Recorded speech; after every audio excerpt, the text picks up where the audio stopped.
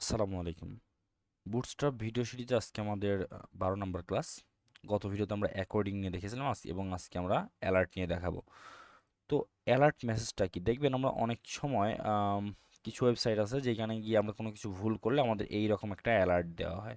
Alert মেসেজের মধ্যে বলা হয় যে তোমার এটা ভুল আছে, এটা তুমি ঠিক করো, বা এই ধরনের মেসেজ কিন্তু অনেক আসে। এবং যদি আপনার সাকসেস হয়, যদি সেই ক্ষেত্রে সাকসেস হইলে পারে আপনার এইরকম একটা হালকা ব্যাকগ্রাউন্ড সাকসেস কালার দেওয়ার পরে আপনাকে দেখা যাবে এরকম উপরে লিখে দিছে ইওর ফর্ম সাবমিটেড বা ইওর অ্যাপ্লিকেশন অ্যাপ্রুভড, এইরকম কিছু একটা মেসেজ দিয়ে দিবে।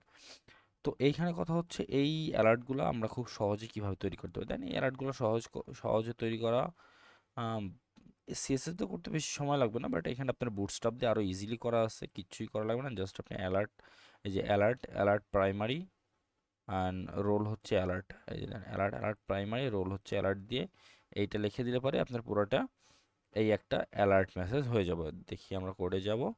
এই যে দেখেন এখান থেকে আমরা আমাদের এফএকিউটাকে উঠায় দেব অ্যাকর্ডিং, এই যে দিলাম উঠা, এবং জাস্ট কিচ্ছু না, কিন্তু এই যে দেখেন এই রোলটুকু না রাখলেও সমস্যা নেই, ওই রোলটা জাস্ট এমনিতেই দেওয়া।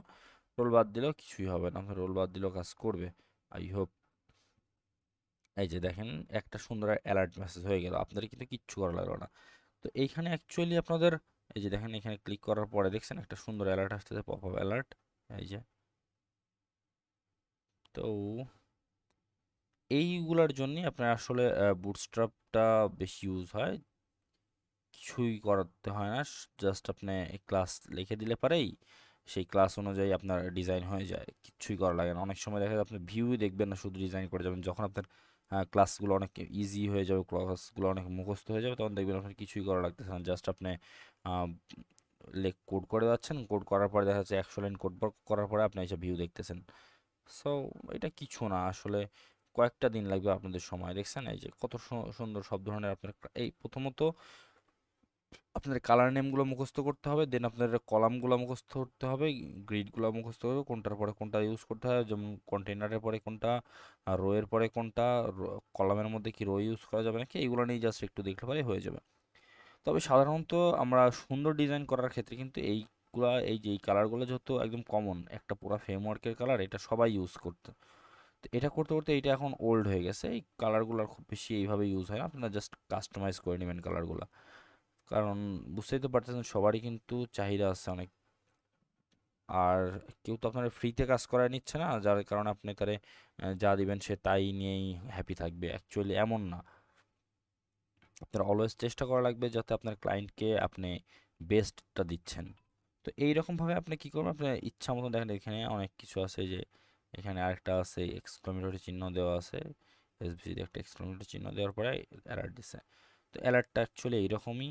আর একটা অ্যালার্ট আছে দেখেন, আপনার অনেক সময় দেখবেন এই যে নিচে আসে, এটা সবার পরিচিত একটা অ্যালার্ট যে তুমি কি কুকি সেভ করতে চাও, কুকি সেভ করতে চাইলে পরে ওকে, আর না হলে পরে এখানে ক্রস বাটন থাকে। তো সেই রকম একটা কিছু দেখেন এখানে ছিল, আমি এটা ক্রস করে দিছি, এটা আর আসবে না।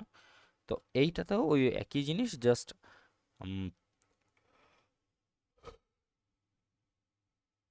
সরি, এখানে জাস্ট আপনি এরকম অ্যালার্ট শো করাবেন আপনার ওয়েবসাইট লোড হওয়ার পর, দেন সে চাইলে যদি কুকি সেভ করতে চায় সেভ করবে, আদারওয়াইজ সে ডিলিট করে দিবে। জাস্ট জাস্ট এইটুকুই, আর কিছু না। তো আশা করি আপনাদের এটাও বুঝতে পারছেন অ্যালার্ট। পরবর্তী ভিডিও দেখার আমন্ত্রণ রইল। আল্লাহ হাফিজ।